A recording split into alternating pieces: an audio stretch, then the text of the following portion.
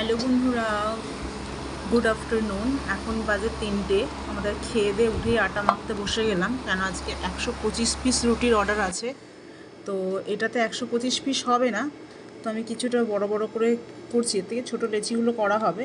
তো একবারে যেহেতু আমি এই 3.5-4 কিলো আটা মাখতে পারবো না, মানে 5 কিলোর উপরে লাগবে। এখানে মনে হয় 3 কিলো 3.5 কিলো মতো হবে। তো যাই হোক, আমি যেহেতু পারবো না একবারে মাখতে, জন্য ছোটো ছোটো করে ডো করে করে রাখছি, দিয়ে দেন তারপরে ছোটো ছোটো করবো। এগুলো ভালো করে মাথা কমপ্লিট হয়ে গেছে।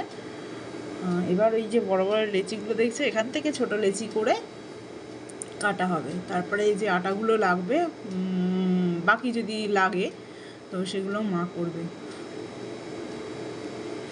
কেন আমার আবার ডিউটি আছে।